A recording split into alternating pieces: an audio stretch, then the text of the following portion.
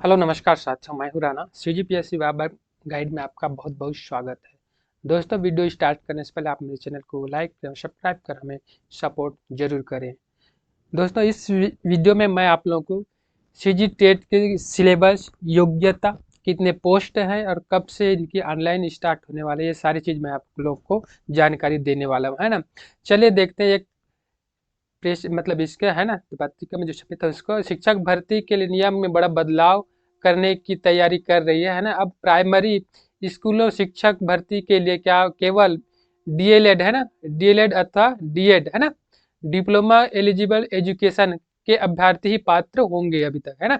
पिछले सरकार ने कुछ इसको मतलब छोड़ दिया था ना, कुछ अनुसूचित जनजाति के लिए, है ना, विशेष वर्ग के लिए आरक्षित है, इनकी पात्रता जो नहीं थे उन लोग को भी नियुक्ति कर दिया था, है ना। कोर्ट के निर्देश के अनुसार DLED DED अभ्यर्थी को ही प्राइमरी शिक्षक के रूप में पात्र माना जाएगा, जबकि मिडिल स्कूलों में शिक्षकों की भर्ती के लिए विषयों की अनिवार्यता होगी, है ना। मिडिल स्कूल में विषय की अनिवार्यता बोल रहा है, सामाजिक विज्ञान, ये सब आप लोग को पता है, गणित समेत संकाय के लिए भर्ती की जाएगी, है ना। भूपेश सरकार ने 11 जुलाई 23 को विषय की बाध्यता समाप्त कर दी थी। इस कारण मिडिल स्कूलों में मनमानी तरीके से भर्ती प्रक्रिया, है ना।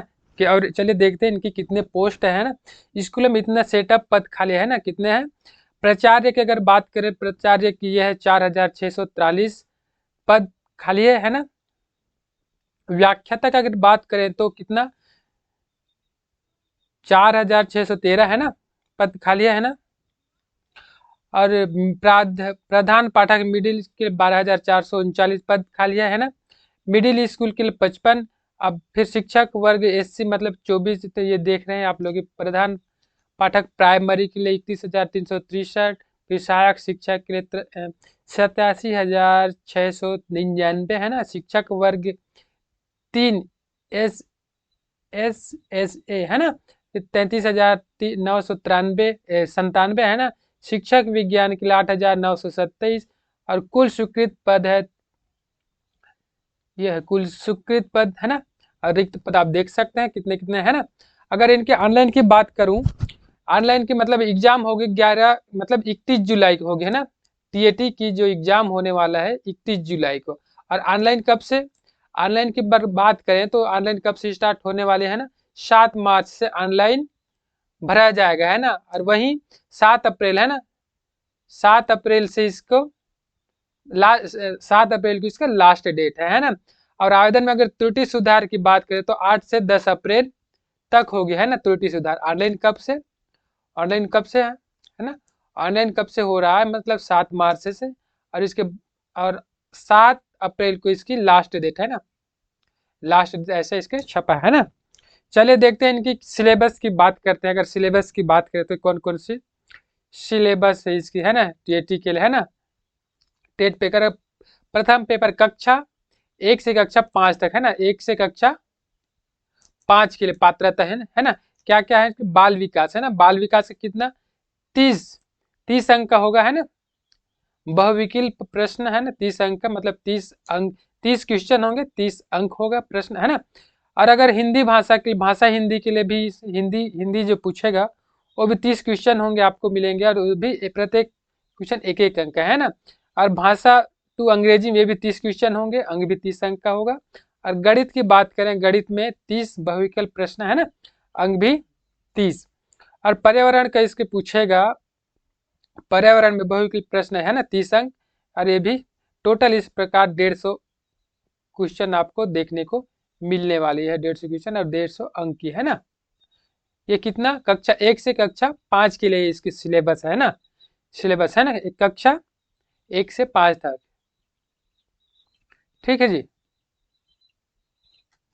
और वहीं अगर कक्षा 6 से कक्षा 8 के लिए है ना, कक्षा 6 से, है ना, कक्षा 6 से 8 के अगर सिलेबस की बात करें कौन कौन से है TAT के लिए, है ना। बाल विकास, ये भी 30 क्वेश्चन मिलेंगे बहुविकल्प, और 30 अंक मिलेगा आपको। भाषा मतलब यानी कि हिंदी के लिए आपको 30 क्वेश्चन मिलेंगे और 30 अंक देखने को मिलेंगे। अंग्रेजी के लिए भी आपको वही है, 30 30 बहुविकल्प प्रश्न और 30 अंक का ही होगा। अगर विषय आधारित परीक्षा इसमें है ना, जैसे गणित विज्ञान विषय में आपको 60 बहुविकल्प प्रश्न, गणित विज्ञान और शिक्षक है ना, इसका कितना आपका 60 क्वेश्चन मिलेंगे विषय आधारित है ना। जैसे जैसे जो जो आप लोगों का भूगोल हो गया, इतिहास हो गया, फिजिक्स साइंस, इसके आधार पर साइंस विज्ञान है ना, इसके आधार पर ये बहुविकल्प प्रश्न मतलब 60 क्वेश्चन है ना। सामाजिक विषय है ना, सामाजिक विषय में ये क्या है, बहुविकल्प प्रश्न है ना। सामाजिक विषय के बहुविकल्प 60 बहुविकल्प प्रश्न और 60 अंक के है ना। सामाजिक अध्ययन शिक्षक के लिए है ना। फिर अन्य कोई विषय हेतु 4 से 5 कोई भी देख सकते। अगर कोई इसके अलावा अगर आपका और जो सब्जेक्ट है, कॉमर्स हो गया, अन्य चीज जो सब्जेक्ट हो गया, तो बाद में इसी में वो भी 60 अंक का ही पूछे जाएगा है ना। सामाजिक के साथ साथ आपका और कोई अन्य सब्जेक्ट, यानी कि जो भी सब्जेक्ट के लिए मतलब विषय आधारित बोल रहा है ना, तो ये सिर्फ मेन को दर्शा दिया है। बाकी विषय आधारित जो इसमें जो आर्ट्स बैकग्राउंड है तो इसमें आ जाएगा 60 का है ना। साइंस बैकग्राउंड है तो इसमें आ जाएगी गणित विज्ञान वालों में है ना। तो इसके आधार पर ये 60 क्वेश्चन और ये भी 60 अंक का, इस प्रकार आपका टोटल 150 क्वेश्चन देखने को मिलेंगे और 150 अंक का होने वाला है एग्जाम है ना। ठीक ना। फिर अगर कौन कौन से मतलब इसकी योग्यता की बात करें, कौन कौन से लोग अप्लाई कर सकते हैं और पात्रता हो जाएंगे टीएटी के लिए है ना। छत्तीसगढ़ पात्र परीक्षा में शामिल होने वाले न्यूनतम आहारता है ना। कक्षा 1 से कक्षा 5 के अध्यापन हेतु है ना, कक्षा 1 से कक्षा 5 अध्यापन के लिए 1 से 5 तक कौन से आपको 12वीं उत्तीर्ण होनी चाहिए किसी विषय में है ना। 12वीं उत्तीर्ण होना चाहिए, साथ में आपका क्या होना चाहिए, आपका डीएलएड है ना, बीएलएड है ना, बीएलएड और फिर क्या डीएलएड होना, बी ये है इसकी योग्यता।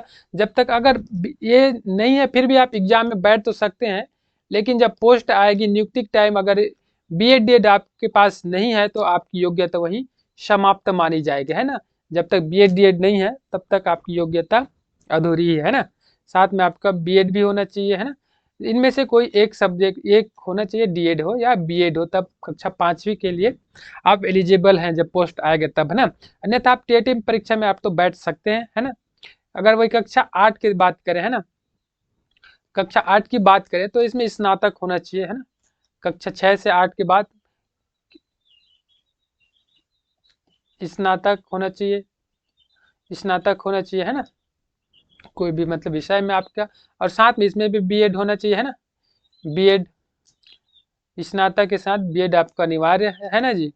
बीएड बीएड है ना, इनकी योग्यता बीएससी बीएड होना अनिवार्य है। अन्यथा आप जब पोस्ट आएगी और आपका चयन होते टाइम आपका ये बीएड डीएड अगर नहीं है तो आप अयोग्य घोषित माने जाएंगे है ना। तो इसलिए इसको पहले दर्शा दिया है। अब अगर टीएटी में आप इसमें बैठ सकते हैं ना, टीएटी में बैठ सकते हैं, योग्य रहेंगे, लेकिन जब नियुक्ति होगा पोस्ट टाइम उतना समय आपके विषय में बाध्यता, नियुक्ति में बाध्यता उत्पन्न करेगी। जैसे अभ्यर्थियों का आवेदन करने से पहले अपनी योग्यता से पूर्ण संतुष्टि होना चाहिए है ना। यदि वह दिए गए योग्यता मानदंड के अनुसार आवेदन के लिए योग्य नहीं है तो इसके लिए स्वयं व्यक्तिगत रूप से जिम्मेदार होगा और ध्यान दिया जाएगा कि यदि किसी अभ्यर्थी को सीजीटीएटी में बैठने की अनुमति दे दी गई है तो इसका अर्थ यह नहीं लिया जाएगा कि अभ्यर्थी पात्रता प्रमाणित हो गई। इससे अभ्यर्थी को नियुक्ति के कोई अधिकार नहीं मिलता। पात्रता संबंधी भर्ती एजेंसी इसका प्रमाणित जारी करेगा है ना, जानकारी देगा है ना। तो आप लोग को बीएड डीएड अनिवार्य है, आप टीएटी परीक्षा में बैठ सकते हैं, लेकिन जब पोस्ट आएगी तो आपकी अगर नहीं है तो आप अपात्र हो जाएंगे।